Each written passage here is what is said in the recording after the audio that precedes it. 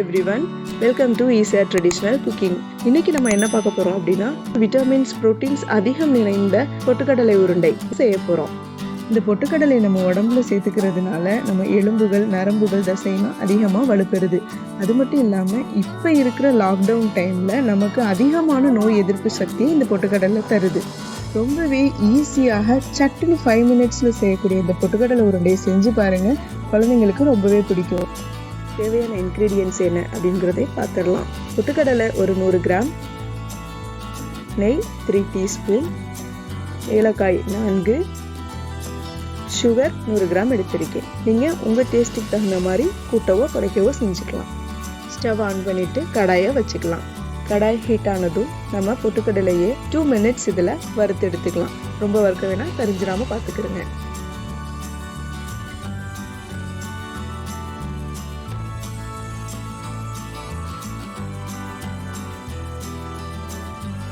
வறுத்ததும் இதை நம்ம எடுத்து வச்சிடலாம்.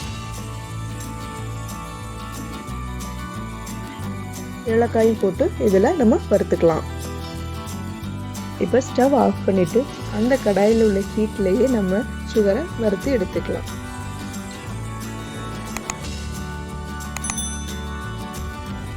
இப்போ மிக்ஸி ஜாடி எடுத்து நம்ம வறுத்த பொட்டுக்கடலை, ஏலக்காய் 4, சுகர் இது எல்லாத்தையுமே நம்ம மிக்ஸியில் அரைச்சி எடுத்துக்கலாம்.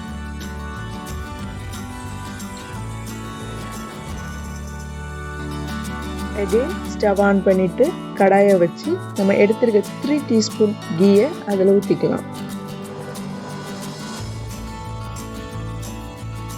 நெய் உருகுனதும் ஸ்டவ் ஆஃப் பண்ணிட்டு அந்த ஹீட்லேயே நம்ம அரைச்ச இந்த கலவையை ஒரு 2 நிமிஷம் பெரட்டி எடுத்துக்கலாம்.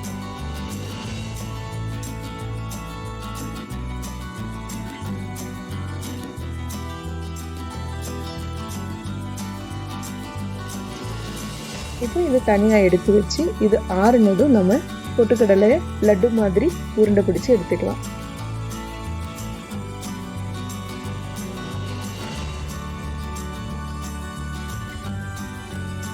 அஞ்சே நிமிஷத்துல சட்டுன்னு இந்த பொட்டுக்கடலை உருண்டையை நம்ம செஞ்சாச்சு.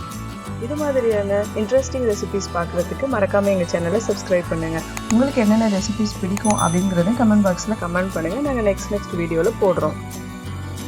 Thanks for watching.